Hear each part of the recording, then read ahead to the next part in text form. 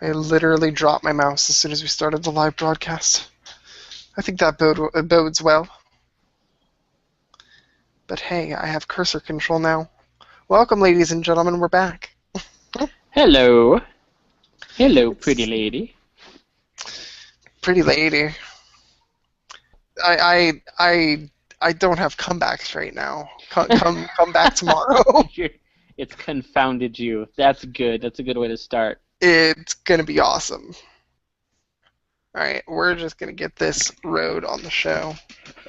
Because I've got a 2-bit phone platformer to play. Oh. No. I found. Oh. What we were talking about shortly before we apparently it came from an Iwata Asks. Interesting. It's Iwata Asks Splatoon. And yes, it's got why all would sorts he of stuff. That in whatever it is he's musing. We're talking about a certain reviewer who said certain things, and Chris has now verified certain things. Yeah, I mean, it's Twitter. Not everybody verifies everything that they say on Twitter, but I did find it. Greetings, and welcome to episode 43 of Backwards Compatible. We're an autonomous group of 3 peeps, or 2 peeps we are this week. Just 2. Pretty things like comics, video games, anime, the whole works. A few weeks ago, we introduced ourselves as something. I haven't gotten around to listening to the episode yet. I'm going to be quite honest. So what did you introduce yourself as? We didn't.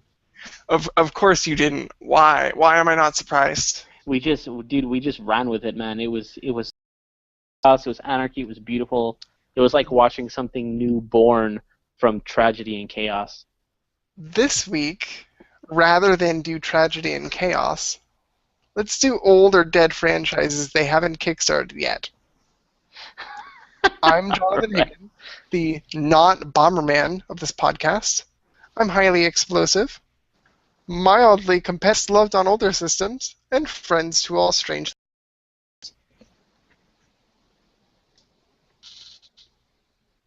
I am Wildcard Corsair, aka Chris, to those who in the offline sphere, and I think I'm going to go ahead and say, I really want to say the Mega Man Legends,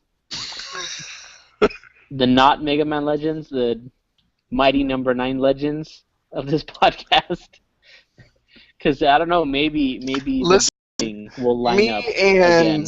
Friend of the show at GaiaJess on Twitter were talking over sushi this evening over dinner, and we discussed Kickstarters as a whole, and we thought that maybe in a while freaking Inafune could come back to Kickstarter and be like, hey, I'm going to buy Mega Man from Capcom, give me $10, and I'll just go ahead and give you guys Mega Man Legends 3. I wish. I really hope that they would do that. I would break my Kickstarter rule for that. I would break my Kickstarter rule for Mega Man Legends 3 on 3DS. I want to be very specific about that. I want the original. Yeah, the way he intended it. Exactly. Not one of these like shoved him Square into the closet. Enix. Has there been Type 0 a Mega Man HD game since Legends-ish? Since not 3? Or is he really dead in the water? No, it's dead in the water. It's Legends 1, Legends 2, and then the Misadventures of Tron Bonne, if you really count that. No. I meant any Mega Man game. Like, I know we've gotten the Virtual any Console Mega Man at all. There was 9 and 10, wasn't there? I guess those did come after Legends, did they? Yeah. Oh yeah, by a lot. I guess you're right.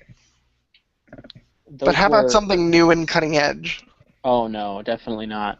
They had Mega Man Universe, but they canceled that. Alright, so Mega Man Universe is canceled, and all we have is 9, canceled. 10, and those that fan project for the 25th anniversary. That is the most recent thing, unless you count the Mega Man Armor DLC in Smash and Monster Hunter. Those are the 2 most recent appearances of Mega Man. Unfortunately, sadly enough. We're happy to have you here, whether you're watching live. Thanks for joining us. Speaking of podcasts of some sort on at about 10:51 on the East Coast. 2015. Dude, it's just you and I. Let's get right into it. What have you been up to since last we spoke? Yes. Wow, that's been quite some time, man. Let's see. I don't know. I spent last week talking about well, not last week, but the week before last, because we didn't do anything last week. I spent that talking about some stuff. I guess I finished a couple of games. I think Damascus Heroes one. I don't know. Since then, I have finished and reviewed Hyperdimension Neptunia U Action Unleashed. That's for the Vita. You're gonna love this one, John. So you don't particularly enjoy Neptunia as an idea, as a concept, and you don't particularly enjoy Senran Kagura as a concept. It's both in one, sir. And world from the Neptunia, and you give it the gameplay style and mechanics for Senran Kagura, and including the clothes ripping, and boom, you've got Action Unleashed. That actually just released yesterday. That released yesterday. In the week, sometime at the very least by next Wednesday it should be up, but that depends on Jason. I also have been spending a lot of time actually with Stretchmo, and if nothing else, I feel like I have to give you the spiel. See the spiel, and I will listen and hang on to every word, because I did play through Pushmo, and I got through, I don't know, 100 of its levels, maybe? Some odd? Yeah. To me, this is one of those instances where and I don't think I have the time. It may be something that I very slowly but surely get myself into, but when I take a puzzle, ruin things by going to FAQs and solving the puzzle that way by the internet tell me what to do. You don't want to. So when I get stuck, I'm stuck but good, and my little compulsive tendencies in my head do not let me proceed to the next one and leave that one unattended. So even though they do give me the option to skip the level, I will not take it. Leave better. Well, there's also a different feature, and this is the thing that really kills it when it comes to. I mean, it kills it in a good way. Like, it just is takes awesome, and then it spikes it into the ground. It was the start. Pushmo had a very clever idea. I really enjoyed it, but it was a perfect game. Obviously there does get a certain point where you've repeated the same concept, and they find new ways to make around. Think outside the box, so to speak. But next in Pushmo, where it was the simple. There was simple mechanics. It's okay, go push, pull. You have switches, you have ladders, and there's your game. Crashmo. I don't think Crashmo was as interesting as a whole. Yeah, between Pushmo, Crashmo, and Pushmo World, everybody considers Crashmo the black sheep that nobody really liked. I didn't actually. If I had to rank the three, I would say Pushmo World is probably the least. Because even though Crashmo doesn't live up to Pushmo, I feel like it still does things differently, and that makes it more interesting, say, whereas Pushmo World is literally the exact same game, just with different puzzles. But I didn't have the patience for Pushmo World, because I'd already done all that. With Crashmo, I was able to play through Crashmo, because I'm it's giving me something new, even if it wasn't as good as the first one. Yeah. So that's for my ranking. So, with the first three games, obviously Pushmo on top, Crashmo, then Pushmo World. And I do believe I am putting Stretchmo firmly on top for several reasons, in that it takes the magic of the first game and it basically expands on it probably by about fourfold. And that's not being metaphorical as much as it's also being literal. It's not necessarily giving you 400 times the original content or 4 times the original content.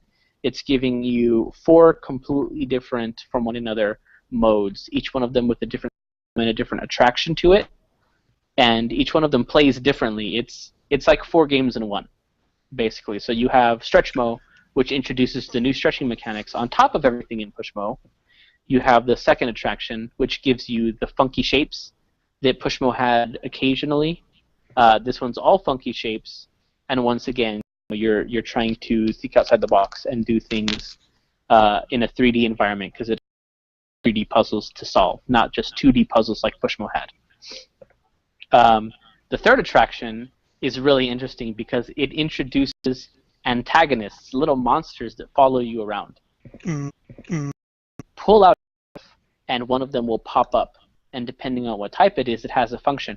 But it's not like a typical puzzle platformer where enemies exist usually just to harass you. In this case, they harass you, you can't let them catch you, but they also serve a very distinct function in the solving of the puzzle. This point in Box Boy yet, I assume. But No. Box Boy follows the exact same examples of enemies that aren't just there to harass you, but are there to serve a function. And, oh yeah, it's not the first game to do that. Obviously, Mario Brothers is a really good example of them putting enemies that if you know what you're doing, you can use those enemies to get a step up. It's very premeditated. It's something that a lot of developers do. It's something that I do too. And so that's my appreciation comes from the fact that they're not just adding enemies to put them in your way. They're adding enemies that are distinctly part of the puzzle itself. Yep. And so that makes them more than. It's the higher level. It's appreciation. And then the fourth one is they're very intense challenges that use basically everything that you've learned before in the highest level of challenge. And these are all puzzles based off NES sprites. So let's see, I went through the first, I think, like 12 levels, and there's stuff from Donkey Kong, there's stuff from Mario, there's stuff from Urban Champion, stuff. Yeah, there's the Urban Champion. Is Nintendo like the fighter guy. Still Urban Champions exist? Get it? You know, like for all this time. Like classics Urban Champion. I'm like, I bought that game. And I was just. What? You're part of the problem. Well, okay. I never played the original, and people told me that it was garbage, but I still wanted to play it. I wanted to make up my own mind. I had to make up my mind. About it after playing it.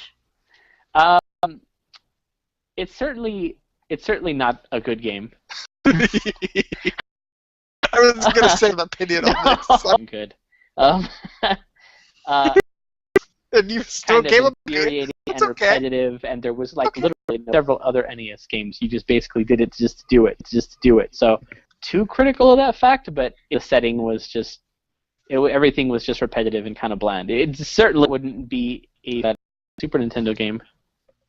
The NES, all they have to do is stick the S in front of it and give us Super Mario World. Damn it. I'd like to see 3D Classic Super Nintendo.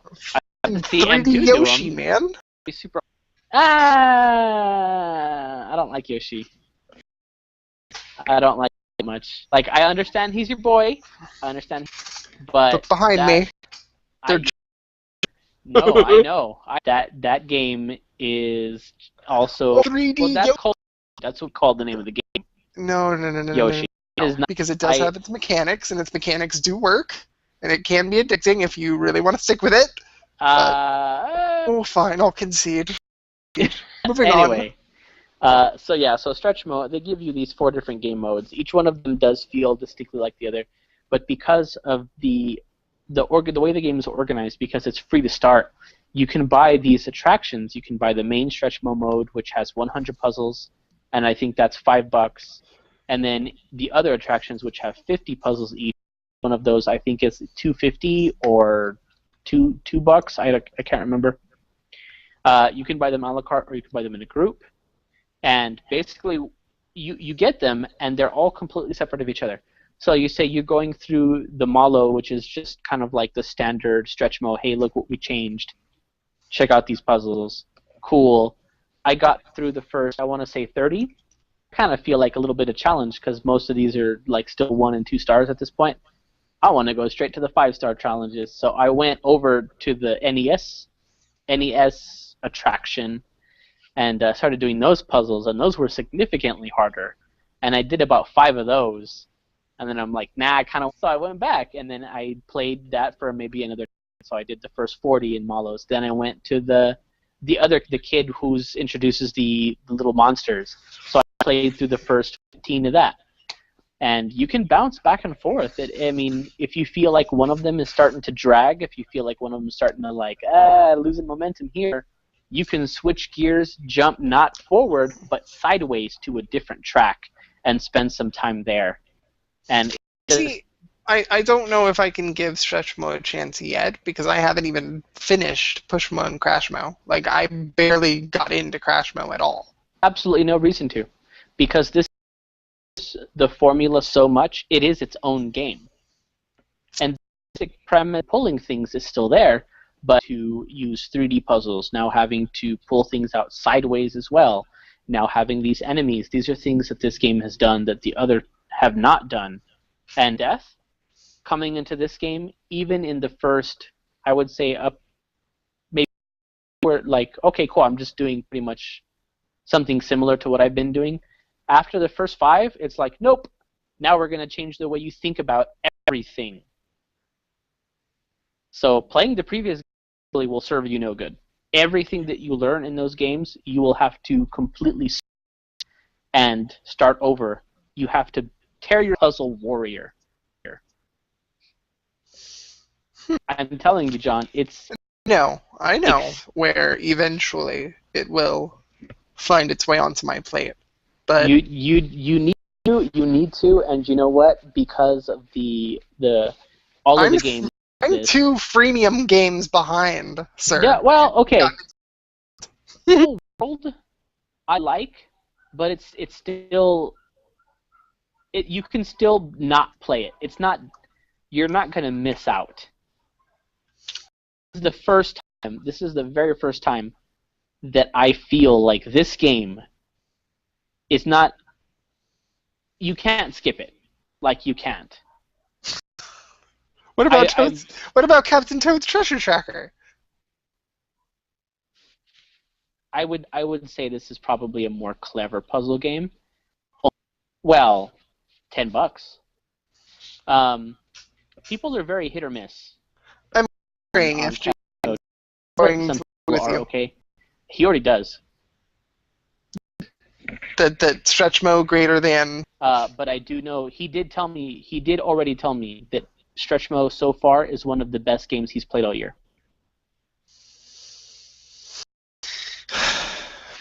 And ever since fucking Panel de Pawn, like they've shown they can fucking make the puzzle games. Yep, exactly. So that's what I'm saying. Like the thing that this is one of the reasons why I also think that you should get it, because when you start the game, if you purchase any one of the attractions, you get the ability to create your own, but also to scan other people's custom moves, custom levels. I'm going to challenge you. I am going to make puzzles specifically to try and confound you, John. And I want you to see if you're man enough, dude. I want you to see if you're worthy, man. You got pit.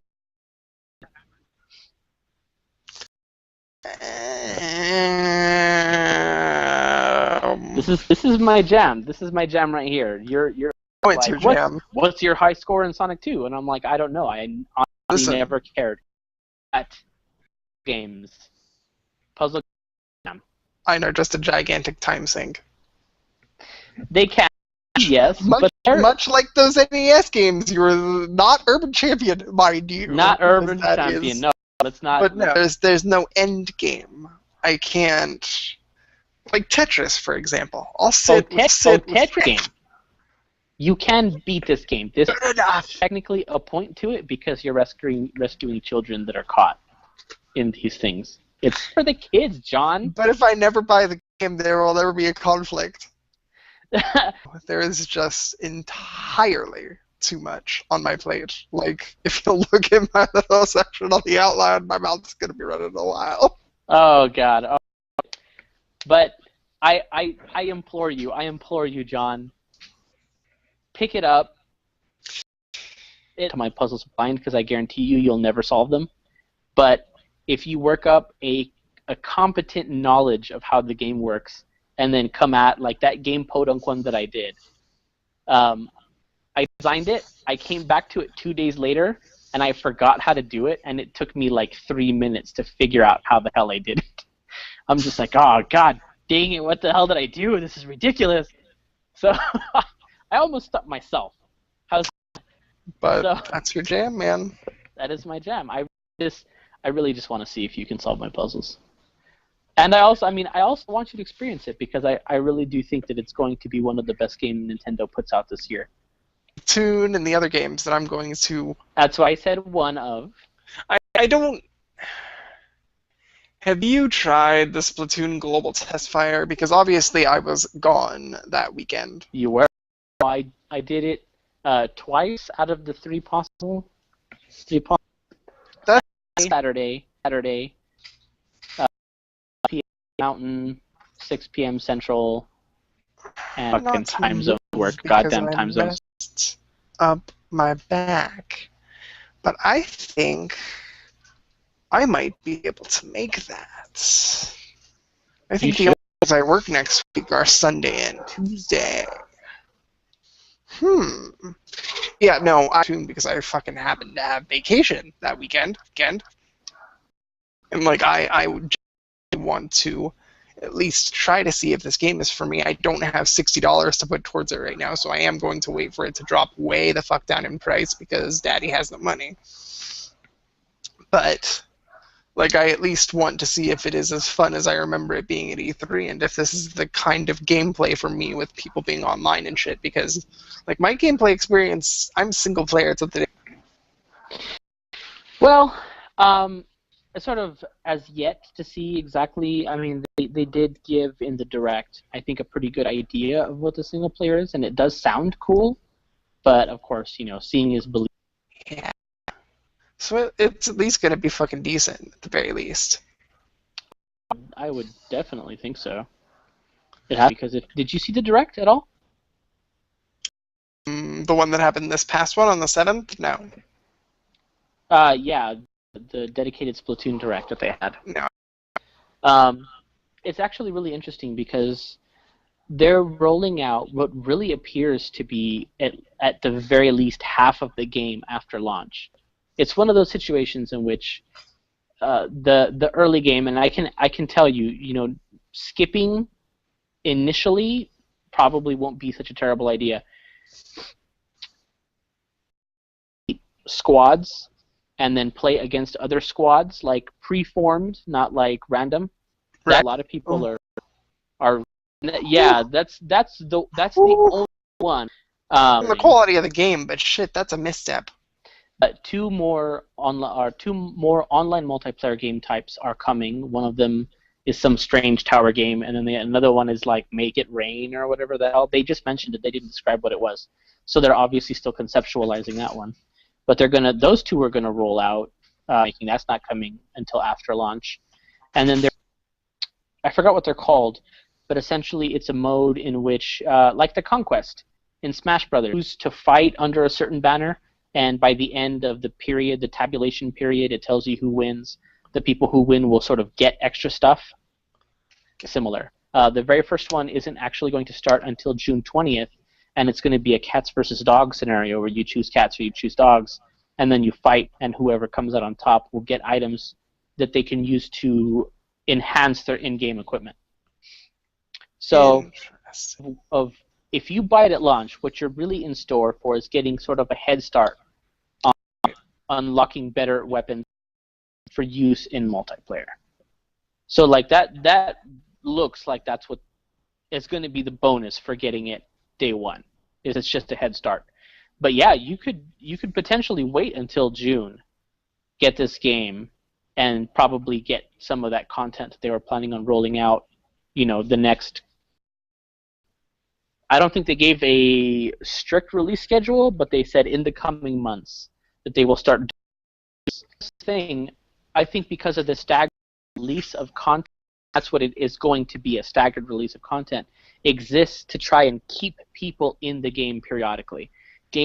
You hit level cap, and then you're just like, okay, now I gotta do stuff to increase my armor level. Things like that. They're going to take that same sort of concept and say when the game releases, it's not finished because we're going to keep people playing by releasing a little bit more at random intervals. That's when I get paid. Yeah. You could consider that a day one. Game is in your hands, but like I think I'm gonna be waiting a while. Don't get me wrong, I had fun with it at E3 and getting the chance to play the fucking global test run this weekend may get me to catch that bug. But like as far as that game, the only thing that's different about the global test fire is that you have access to 4 weapons instead of 1. In the test fire, all you had was the splatter shot. In this game, you're going to have access to the splatter shot Junior, which is a pistol-based version of that weapon, the paint roller, which is that is not the best weapon. The splatter shot Junior is the best weapon, at least in the test fire. And I'll tell you why. Because it's combined with, once you shoot enough paint, you build up this meter, boom, you click in the stick, invincibility for a good 5 seconds. Like, just boom, run up to them and just shoot them in the head. It makes you a god for 5 seconds. So. Interesting. Gimmick, I hope it does well, and I hope that many, many, many, many, many, many people will go ahead and pick up this game. I don't think I'm going to be one of them. I don't think the gameplay style is my thing unless the single-player content is just out of this fucking world. It looks like the single-player content is going to be almost like a puzzle platformer. It doesn't look like there's going to be using your paint and your squid form to sort of like solve middle.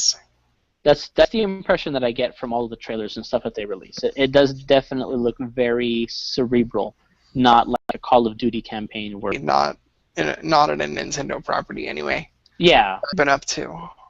I mention is the fact that The Flash, as a first season, has been wholly incredible. Wholly as a whole, and wholly as in holy shit. People were impressed. I was less impressed than I. He felt like the last 10 minutes were the best, whereas I feel like certainly far more than the last 10 minutes. Get into Daredevil, The Flash, and Arrow, and everything. Well, okay, you've got Netflix, is way too good. Yeah, no, I know, and trust me, I will, but I'm not the type to get spoiled. I don't know if you will like Daredevil. I mean, certainly Daredevil is a great show, but I don't know, for some reason, I just really don't think it's your style. It's too serious. Like, it's too gritty. It's too serious. Hey, I mean, not to cerebrals. That's fine, but like the first few episodes of Heroes, you can't necessarily say. Besides, on its worst day, Heroes was still much brighter than Daredevil. At least the first season. Like I said, I've only seen the first and second season, and the second season's terrible, and I block it out. Yeah. Then you and me and Jason and everybody who ever watched Heroes in their fucking life will talk all about Heroes because that rebirth. Yeah, but the thing with the most is Matt Murdock and him. Like, he's really not. Even in the comics, he's not a very likable person. So I feel like that's struggle to find the character. You know, I'll at least watch the first 2 episodes. I'll do that. Yeah, the first 2 episodes, I don't think that show actually starts getting good probably until about the 4th. Okay, then I'll watch the first 4. Why not? Yeah, back or anything. But if you get to the first 4 and you don't like it, then you can say like, no, I don't like this, and then you can totally abandon it. All right. So, yeah, like Randy couldn't get into it. Randy he had a problem, I think, with the theme. Randy was not big on the theme of the show, and so that's sort of what turned him off. So he's not one of those things that's universal. I think The Flash certainly more universal, but that's also not on Netflix right now, so you can't exactly get in that. I've got all those streaming services because I have no more cable. I'm curious. Do those when you add all those up, are those still less than cable? to be perfectly honest and frank with my monetary costs and whatnot, I was paying 200-ish after the whole 2-year contract to lift it up, and we started fucking around with that. So let's even skew it lower. I was paying $135 per month for I switched from Comcast to CenturyLink, and CenturyLink is charging me $45 for just internet. So that's already $100 saved. And that is literally $75, $80 difference between what I was paying per month. So I'm a happy guy. When I was living in the apartments that I was living at prior to this, the cable, and it was basic cable. It wasn't. I didn't get HBO. I had a cable internet connection. Both. So. But see, Comcast has no competition here, so they jack everything up. They make you settle for DSL. You don't even. I was gonna say you don't even have. I don't know, like Dish. I would assume you have to have something like that. As far as like internet providers, cable internet providers, only one. I am currently connected to CenturyLink through that phone line over there, which is DSL. Oh, kicking it old school. But every once in a while I'll get a stutter, but ain't nothing y'all are gonna notice. Well, oh, dude, I cannot go back to anything like that. I've had cable for far too long, and even then, a fair connection for the past 2 years, and I still don't notice much of a difference. It doesn't really bother me, but then again, I don't like game excessively online and shit. I'm not. That's fast. Definitely even that connection. Or 14 and whatnot. Final Fantasy 14, Halo 4, any previous online shooters playing, any other MMOs. Seven have also had their time in the sun. Not the favorite games from last year. It is second only to Shovel Knight. But then take Jump Jet Rex, and it's like Rex Rock, Jump Jet Rex, like say that Raccoon, 3 times as fast. Yeah. The Rocketeer. Oh, Chris, have you the seen? Rocket? No, that is that movie about the killer robot. That's what the trailers are telling me, man.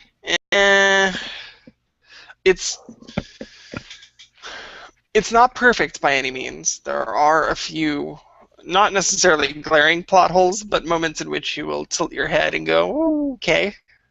But other than that, the movie is scientist and the volunteer who was brought to his estate to fuck around with artificial intelligence. And the thing that makes a movie unique, in few words, is how it is structured like a science experiment. So like the after a bit of exposition, mind you, the artificial intelligence's name is Ava. So like after the exposition and after the story sort of sets itself up, it'll go Ava session 1, and maybe 20, 30 minutes later after some plot, Ava session 2, Ava session 3, and so on. It's structured like a science experiment, and you Please tell me there's no shaky cam bullshit. I hate that so much. No. I hate the thing that. that makes is not only how it's structured like a science experiment, which, don't get me wrong, it's not told in this shaky cam style. It's very professionally shot, and there is no sort of misgivings as far as the camera shots go. It's all very well done. But the cast of characters, like typically with these fucking artificial intelligence movies, like you have a cast of like 15 all sorts of special effects and bullshit, and I'm explaining the concept of artificial intelligence. But in this particular movie, the cast is literally 3 people. That's it. It's, well, 4, theoretically. But, like, it takes the machine, it takes man number 1, and it takes man number 2, and that's pretty much fucking it. Like, you get to know all of these characters. You get to know how the machine thinks itself. And more than any artificial intelligence movie I've seen so far, it actually stresses like what was created, and mankind's gonna get wiped off the fucking planet if we're not too careful. and you just get to watch this unfold and see whether it all ends happily or in a maddeningness. It kind of you or not. That, I think, is more of an answer than anything else. Either, like, it's not the greatest movie you'll see all year. I still haven't seen The Avengers. I still need to see Mad Max. I think I'm going to do that sooner rather than later. But screening tickets to go see Pitch Perfect 2, which was a complete... Sorry to say, John, but it was kind of worth missing for that movie. I thought it was great. I loved it. It's actually interesting. Unanimous amount of praise that I've seen for Mad Max. And I will tell you right now my problem with that movie that I've not even seen. I've not even seen the film, and I already have a problem with it. Because it is being hailed as like the feminist film of the decade. It's an amazing feminist film with this like huge feminist message, and it's empowering and all this stuff. And I said, okay, that's cool. I definitely appreciate that there's like excellent representation, in films for women especially. This seems to be a very crucial time. But people are moving, and I don't know what that means. I don't know what that means. I don't know why that makes it a good film. Certainly there are good films that aren't feminist films, and certainly there are feminist films that aren't good films. So those two things aren't necessarily synonymous with each other. So I watched Mad Max. No one could see it. Females rip their clothes off. Let's John comes to standing up for a woman's rights. Like I told you, I think it's great. I think women need to see positive role models, less objectification. I don't think it should go away because obviously there are people out there, including women, who appreciate it if they want to. That's feminism, isn't it? I thought, but whatever. That's just me. That hornet's nest aside, it's like I said, it just really just comes down to I just want somebody to actually talk to me and tell me it's a good movie because it has a great plot. It's a good movie because the special effects are outstanding. It's a good movie because the action is insane. I'm really hoping because so far no one has been able to do that. Everyone's been so fixated solely on the feminist aspect that they didn't stop to consider everything else about the film. I literally have the massive sphere, this Twitter buzz that's been surrounding this film since it launched. I have not heard a single thing about it. It's crazy to me. I don't know. That's weird. That there's so much talk, but no information. So it wouldn't surprise me if you managed to avoid it in your childhood, but just for the sake of argument. I'm going to say I do remember Silver Surfer in a game, but I don't think it was a Silver Surfer game. Okay. Now, since reference in your mind an underwater level in a Mario game. Okay. Your Mario water. You have full range of motion of Mario. It's not just a simple like jump button or whatever. Mm-hmm. Now, you're not able to touch any of the walls in this underwater level. And everything's out to kill you and you are utterly defenseless. Wait, this is not Silver Surfer at all. Defenses in Silver Surfer. This is the Marvel Silver Surfer, correct? This is from the comics? This is not... Marvel comics. I'm talking Silver Surfer Nintendo game, man. Oh, okay. No. Picture your Mario level. Now, you're unable to touch any walls, and you're completely utterly defenseless. And that, minus the charm, and minus the 90s reference, and minus the playable dinosaur protagonist, Rex. For me to go ahead and recommend that game to everyone ever, because it's $14, and... Whoa, okay. There are plenty of levels. There's plenty to do. Each level has 3 goals you can meet. You can get through the level as quickly as possible, just plain get level, and get through the dying. If you meet all 3 of those qualifications, you get 3 stars. If you meet just 1, you get 1 star, and you can come back and get the other 2 later. Like, there's content in that game, and there is things to do. There are things to do, but by and large, as a whole, You talk about. can't see it very well, but probably.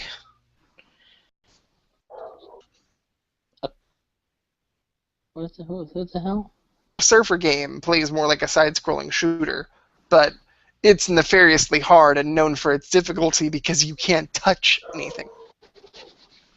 Okay, no, but it is based on the Marvel comic. Excuse me. Gotcha. And now you are no longer confused. No. Yeah, this looks Jump like Jet Rex. Oh, hey, look, Galactus. Because there are some very challenging elements, and it does have its definite charm. You can tell that it's not just some crapshoot that the developers all threw together, and they're like, oh, let's charge $14 for this complete crock of shit. It is definitely not a crock of shit by any stretch of the imagination. But there are glaring flaws holding it back, and you can read more about them. It back the lack of the ability to eat the planet Earth. Yes, Chris. Yes. Okay. Yeah, that would bum me out too. Whatever you say. So played all 4 Adventure Island games back to back to back to back. It was great fun. I'm going to write an editorial about that soon. Expect it to be written in the next week, but I have no idea when it's going to go live or anything like that. Chris, how into Paper Mario were you? You know, I almost don't just know. Go ahead, Chris. I played one. Star was your first. Sticker Star was my first. I didn't think it was terrible, but after reading up on it, after playing it, I can see why other people might think it's terrible. But it did have problems. I think the biggest problem Sticker Star has is that. Curiously. And the reason why I did not finish it is because they're better served avoided than they are. Pointless. There's no reward. That's my biggest problem with that game. Like that, even without all the sticker resource management aspects of the game, that is its biggest, hugest, most glaringest, most what the fuck flaw. Like battles serve coins you won't need if you just straight don't use the stickers. Yeah, exactly. That was the problem that I had with it. So I got past. I think I got to the 3rd world. GameCube? No. Do you have a Wii or a GameCube? Get the opportunity. Skip the first Paper Mario. Just play Thousand Year Door. It is probably, outside of Fire Emblem, my all-time favorite thing Intelligent Systems has ever created, because it's not Sticker Star. It ditches the sticker resource management sim in favor of a traditional battle structure with party members and HP and MP and summons and blah blah blah. It gives you a traditional RPG structure that works like any Final Fantasy game you've ever played, and gives it Mario RPG aspects if you've played, I don't know, Superstar Saga, Bowser's Inside Story, that kind of stuff with the jumps and the whatnot. So like, that is just fundamentally part of that system. But the thing about it that makes it unique is the world. Like, there are so many. It's huge. It's massive. It's one of the greatest worlds Intelligent Systems has ever created. Like, even without the RPG systems and the stuff you obviously know I love, like, that is my favorite world in any Mario universe ever. Like, there's so much characterization and it's so good.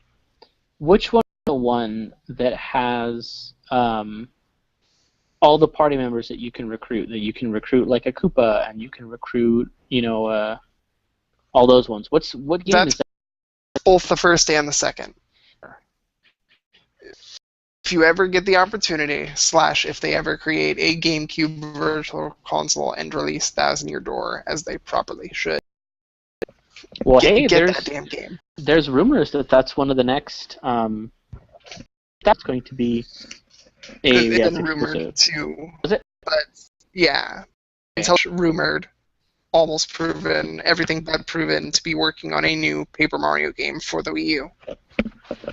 Man, they're just busy, busy, busy. As far as the first 2 games, and not Super Paper Mario and Like- Sticker Shock. Like, really, though, like, I'm... How many people work at that studio? Because that is hundreds, 200 at least. Yep. Because it seems... Because that's... Because, I mean, like, they are a just humongous studio. right So. now, exactly. Like, right now, they're still working on Shin Megami Tensei Crossfire Emblem, also with That's Atlas, more of an out. a full team on either side, but more of, like, you know, key people from both sides coming together with their own small development forces. So it's definitely collaboration. I don't think it's a full intelligence systems team, but it still has to set aside resources.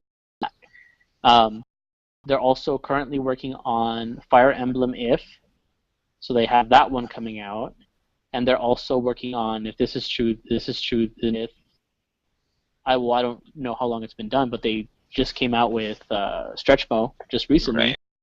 and that's not going to be a massive development crew for that game, but still. They shipped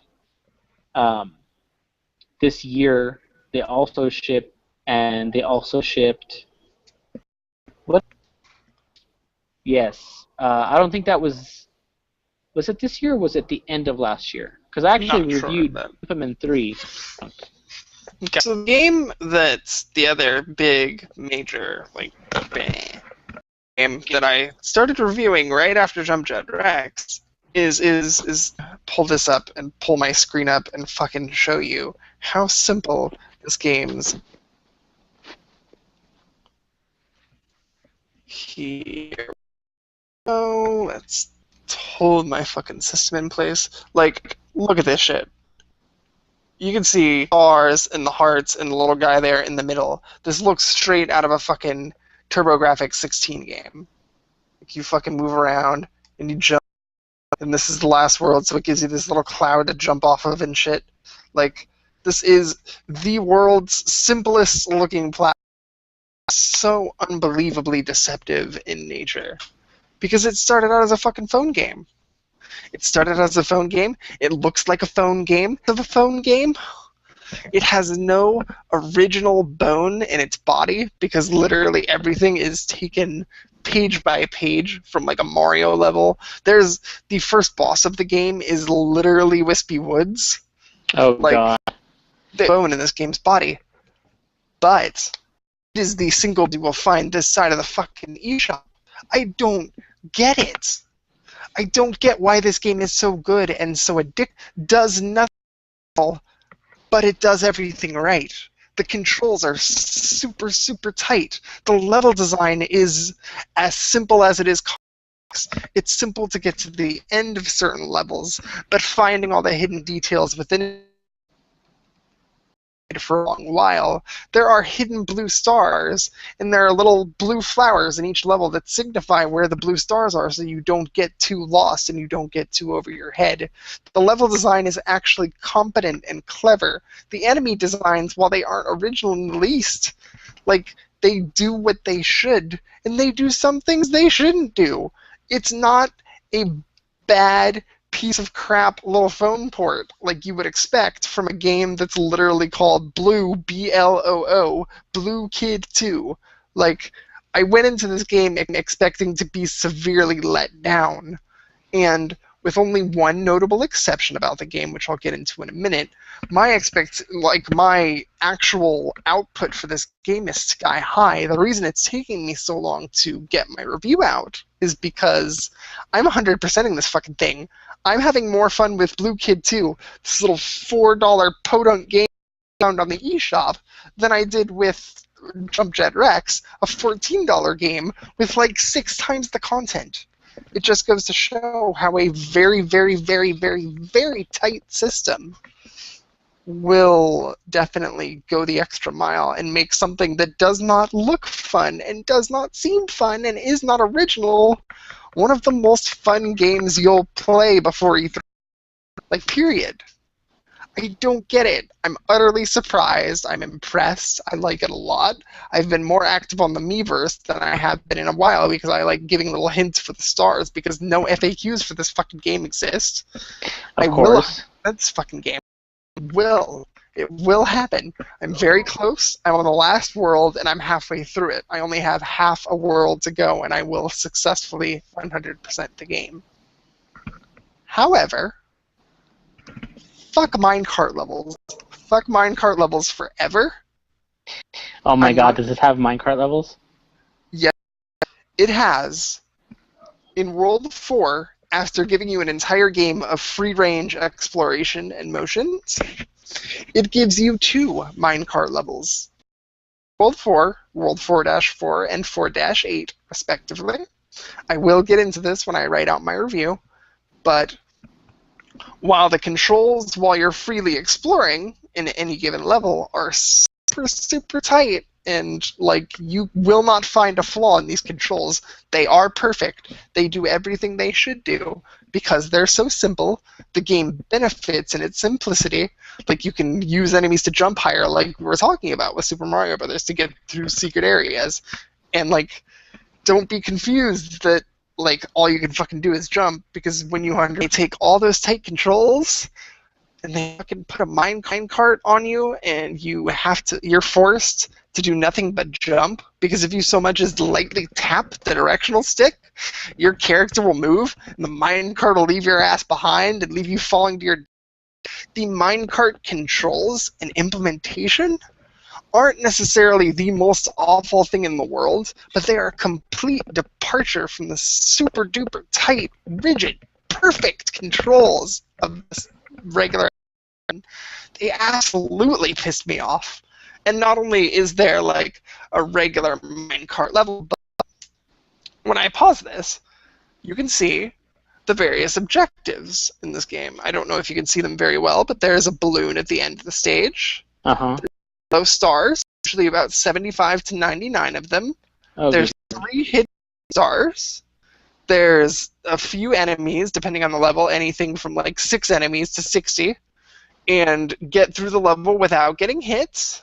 And what's the last one? Get through the level before time runs out. So, like, obviously, each level has its own unique bells and whistles, and accomplishing certain objectives will be harder than others. But you fucking collect 99 goddamn yellow stars on a fucking minecart where you have literally no control over where you're going, and it's fucking yanking you every which way and the other.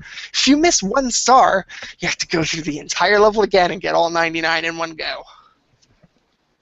Fuck that. That's infuriating. The minecart levels. So I'm pretty sure you don't have to do that. I know. Pretty sure. Okay.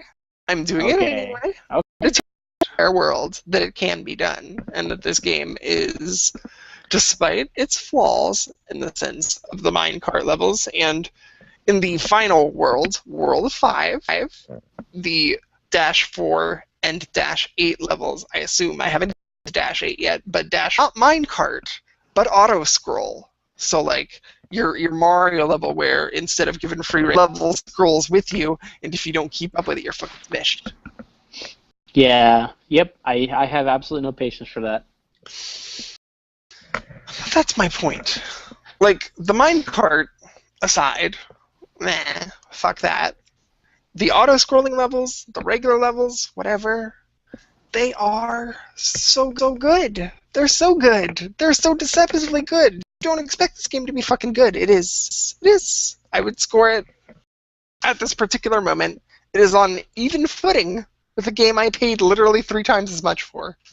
It's going to be really, really hard for me not to say, just someone with $4 to spare who doesn't want Box Boy or who already has it, like, go ahead and buy Blue Kid 2. You're not going to regret it. And there's more content coming, and they're doing nice things like paying attention to feedback, adding the ability to look around so that you don't miss stars, adding checkpoints so that levels won't piss you off and you don't have to start all over again from the start. They're listening to feedback, and they are further patching the game, which is something they would not have do for a teeny tiny $4 experience. About what they're giving to us. They want people to enjoy this. They're grateful to me for enjoying it. Like, I've given them feedback when the fucking minecart level causes the game to crash because I retry it so many times that the game has memory issues.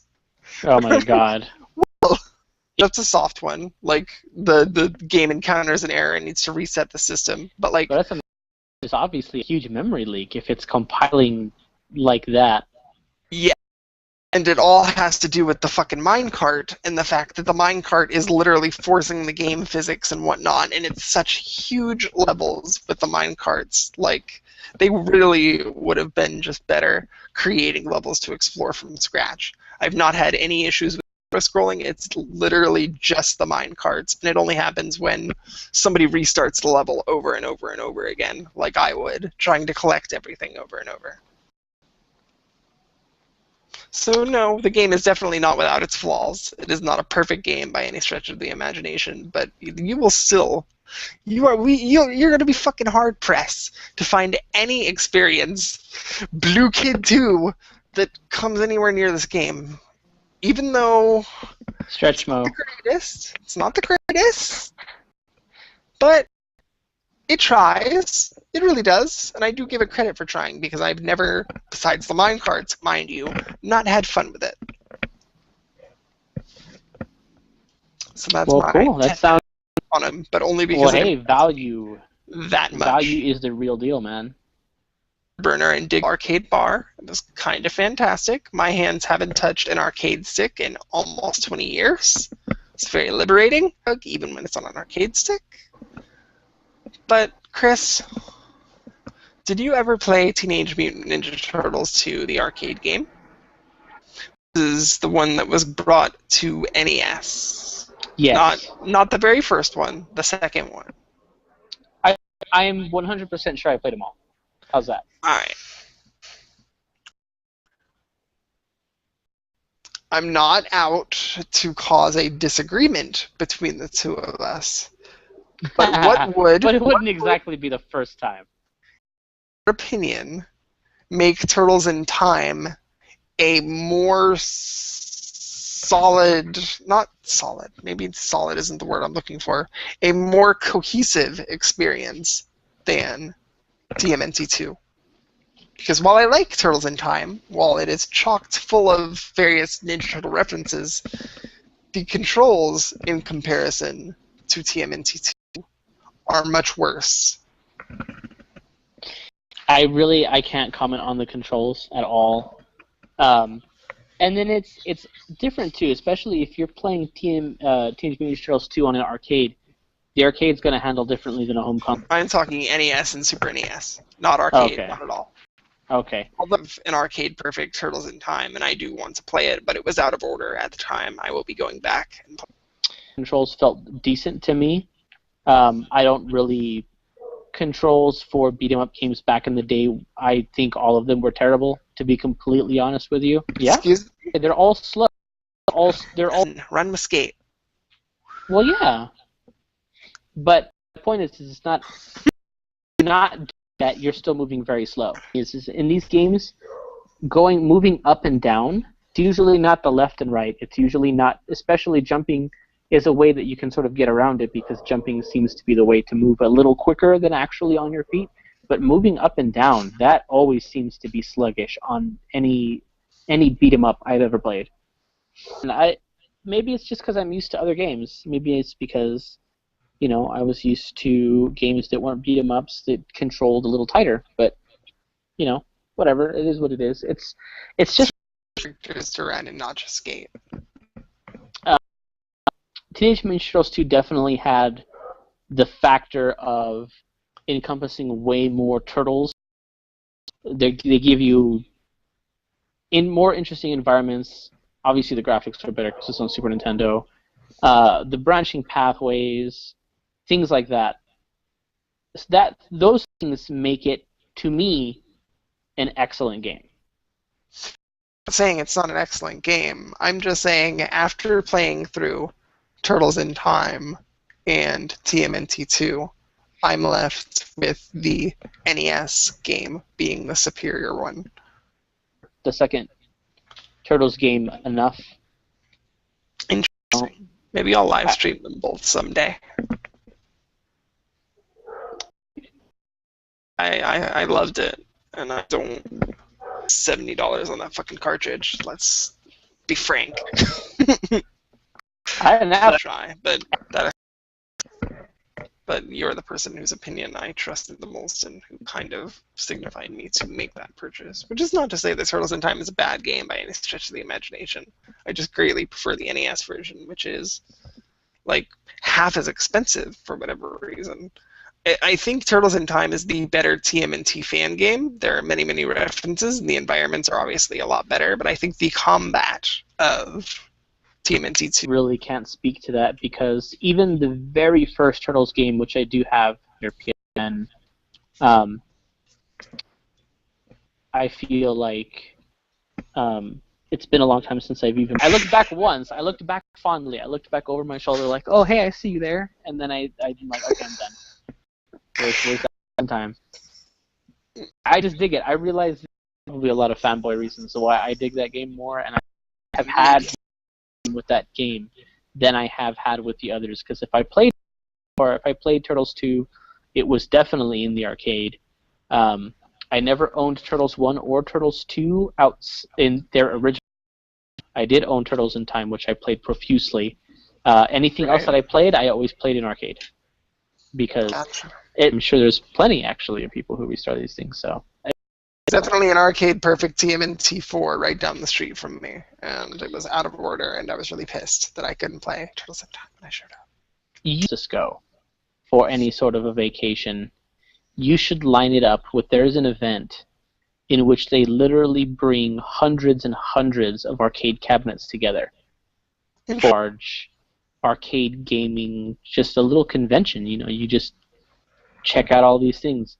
And literally, like, these people, they all show up with their own, and they plug them all in, and then people walk in and pump some quarters into them, and in working order in a public place in probably 20 years, I'm sure. Right.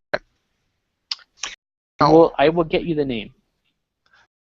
Oh, I do want to ask you just one question, because you are of the age group, and have you ever been to a Bennigan's and played the original Super Mario Brothers on NES on an arcade? I have not, because Bennigan's is a shithole, and I no longer exist in El Paso because all of them were so bad. Wow. Across the entire continent, just curious if you had played the arcade perfect Super Mario Brothers. I have not. No. I know what you're getting at. All I'm right, pretty sure. Fair. That's all I need. The Super Mario Brothers Super Show. Fucking crappy Saturday morning cartoons. It is. Time for us to talk some shit about the Nintendo World Championships, which weren't even a thing 2 weeks ago. But now they are. Do you get the distinct impression? Everybody knows you don't even have to cover it. Do you get the distinct impression? I'm asking you. Did you ever get the distinct impression by their shenanigans that this is something that they literally came up with the day before that broadcast? It depends. I'm going to wait to withhold final judgment on that until I see what happens in LA.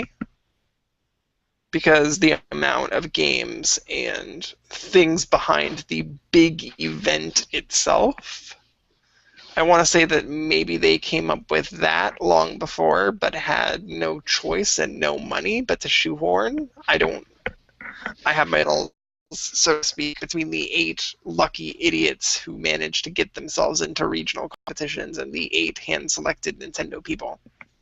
I think I'm going to withhold judgment until after I see that, because that's certainly going to be a spectacle, or certainly could be a spectacle, but...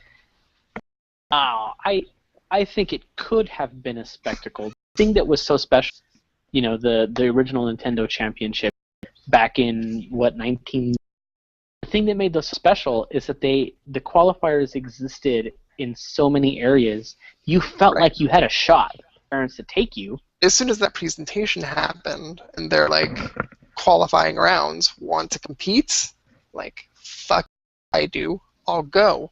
All you have to do is put that shit in Atlanta or Orlando, someplace within 5 hours of my current residence, which is not so bad if you're in Tallahassee.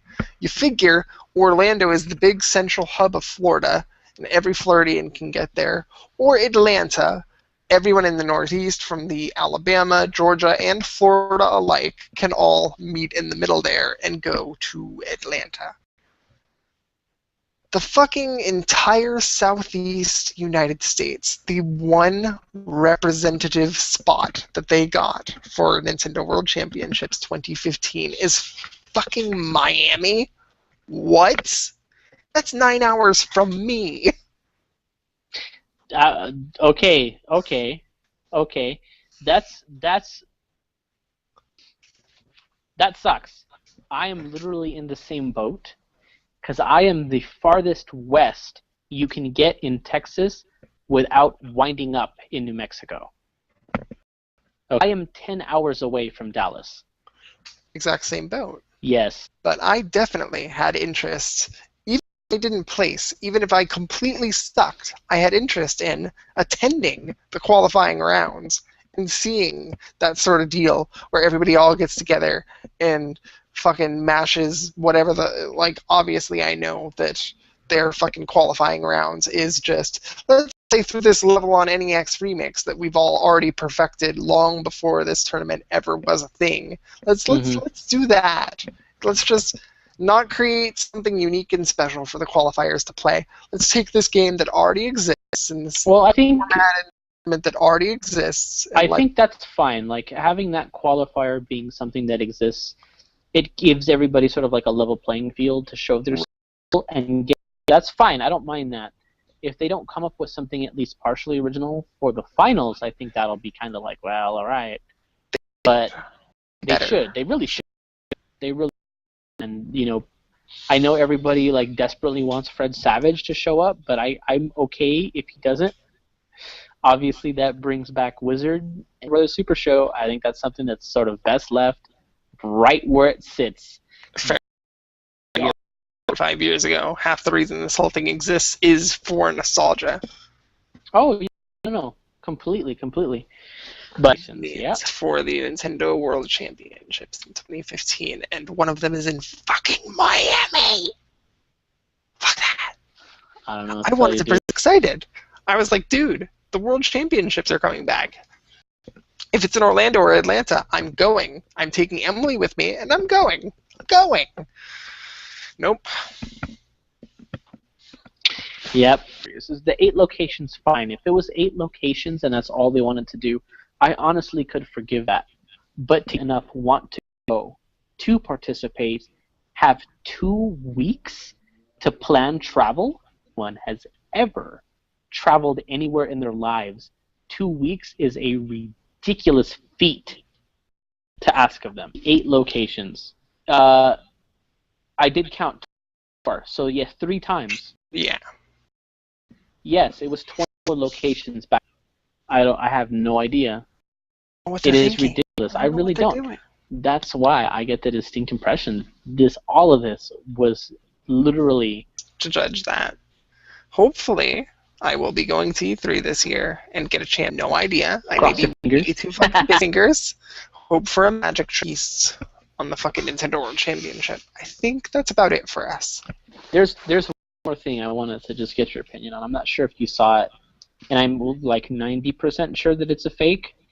But did you see the quote-unquote leaked E3 digital event list? It's probably a fake, but hit me. I haven't seen it.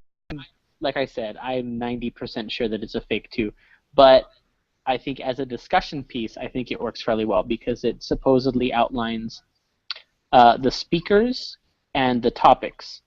And so it ends up covers Star Fox Orbit, which is supposedly this new Star Fox game that's coming out. Moves on to Yoshi's Woolly World, goes into Fire Emblem, which on here is listed as Fire Emblem Next, and not Fire Emblem If. Yeah. Is one that I'm actually like, there could be something to this, but at the same time, they skipped it last time around. Pokemon Z. So, and it was eventually debunked. I actually have the tweet almost right on hand.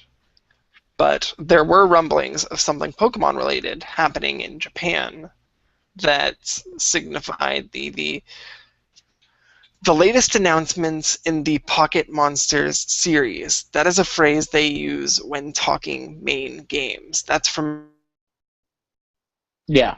It was eventually proven this was from this. I think it's called Pokemon Line. It's a Japan exclusive Pokemon related service that requires a Japanese sim experience. But the rumbling Japanese fandom was going all kinds of nuts because they just noticed this line of text about this big teaser coming. Yeah. Even if it amounts to nothing, even if it does, there is still the very minute possibility that we might get the next Pokemon game down the line at E3. Obvious, but at the same time, Pokemon Gray. This is what I think is going to happen. And I've talked about it in many individual values, so I don't mind if you've not read them. But you've played through the Delta episode at this point and heard that awesome music and know all about who Zinnia is. First letter of Zinnia's name is... Oh, please don't get all conspiracy theorist on me. No.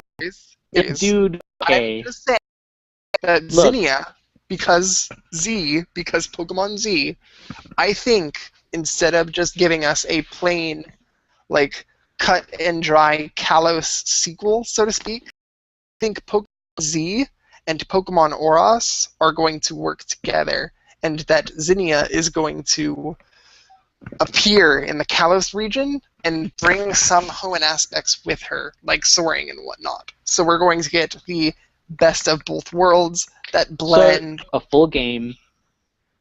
I'm not sure what it's going. I'm not sure what Z, but I think it's going to involve both Zinnia, an agent of Oros, Zygarde, an agent of Kalos.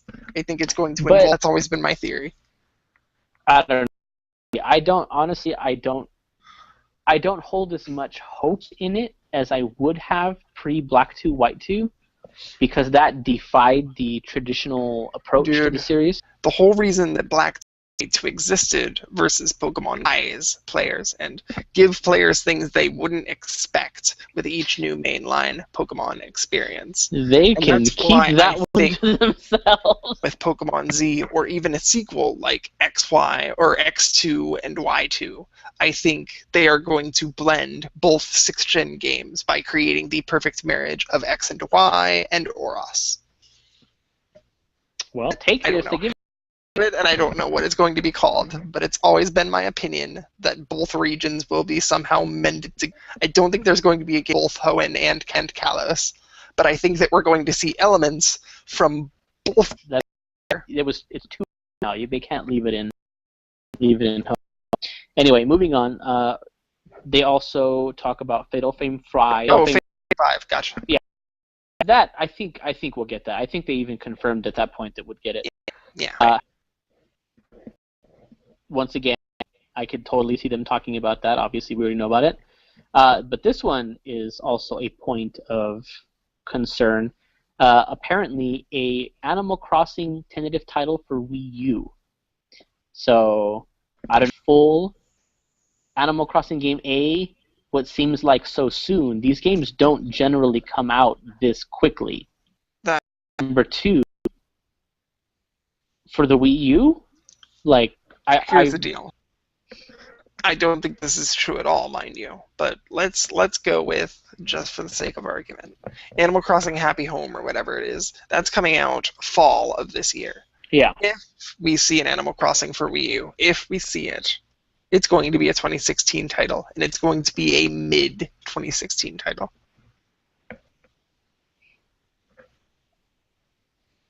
I'm not really that heavily invested in Animal Crossing, obviously. But, I am this in Animal Crossing. I'm telling you, right now, Happy Home Designer is a day one for me. Without it possibly be an accompaniment to a Wii U Animal Crossing game that will exist in the Wii U version, if a Wii U version exists, I don't buy it. Nintendo knows Animal Crossing sells on handhelds way better than it does on consoles. Especially considering the shape that the Wii is in. Anything that so I don't 100% do not think that's true. I don't. I could be very structured. Harmonite had a singular plot. It was levels within worlds with the same. I think Rhythm Heaven is more of the WarioWare of rhythm games. It focuses on small. There's absolutely no reason why they shouldn't redeem themselves. It's time for them to revisit that franchise. I think it would be great for them to try again. I don't know. And the first thing that he talks about is a 3DS title called F-Zero Charged to debunk this whole list to me in my mind. Because I'm just like, because they have no to do that. That's what it tells me. Exactly it. And if they do anything F-Zero, it will be in future DLC in Mario Kart. Oh, yeah. Fans with F-Zero themed Mario Kart tracks, but not create an entire game devoted to it right after they just released Mario Kart. Like, it's hot off the heels. Like, the DLC has... Oh, yeah, definitely not. I'm still trying to master a lot of these tracks on 200cc. And that's still trying to give Mario Kart 8 legs. They're not going to develop an F-Zero game and fucking cannibalize Mario Kart 8. Oh, my God. But though, honestly, even if they call I think that they're very content with how much rate for that game is nearly 2/3 of Wii U owners of 5. Like, that's ridiculous. That's I think way better. A lot of people, and there's not. I don't think Animal Crossing is going to be the last wave of DLC that we're going to see from that thing. I think they'll do it. Yes, I'll get to that because that is coming. Next, Reggie talks about Amiibo. Okay, that's definitely going to happen. I'm assuming that this is like a sizzle reel of Wii U and 3DS eShop games, because that's sort of what it says. Then it goes to Harada, who talks about Treasure Seekers on Wii U, a game called Treasure Seekers. I've never heard of this.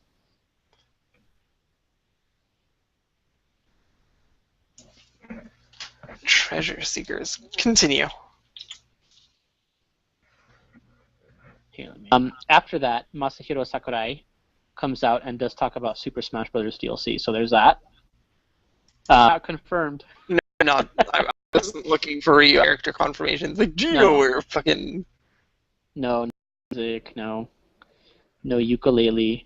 DLC, hardware, Wii U / 3DS. So obviously for both, release date NA. That's all it says. Then it goes to Miyamoto, who talks about Mario Maker for Wii U. This gives it a release date of September 2015. Who talks about Shin Megami Tensei Cross Fire Emblem. Then it goes to Tetsuya Takahashi, who talks about Chronicles X. November 2015 release. Pastor them hell out of it. I will. Okay. Please God, let this be true. If nothing else on this list is true, if Pokemon Z is not true, if Animal Crossing for Wii U is not true, if F-Zero Charged is not true, if Rhythm Heaven is not true, if Treasure Seeker is not true, Metroid for and Wii U. Think about it though, okay? And I realize this is so far off, but just for a second, think about the last, not Other M, because that is not a game that we talk about anymore. Think about the last couple times Metroid games have come out. They have come out accompanying a handheld version of Metroid. You have DS that launched, I would say, in close proximity to Other M. You had Zero Mission Fusion, which launched directly with Metroid Prime 1. And Zero Mission, I think, launched... Oh, did Metroid Prime 2? I don't know. But they seem to come recently. They seem to come with handheld versions as well. Not that they're the same, but I know. I just it's sad. I have to hold out hope. I just have to know it.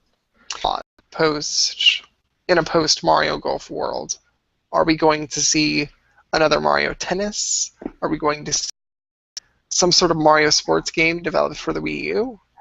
Or are we going to see something else? Are we going to see Metroid? You can be hopeful, and so can I.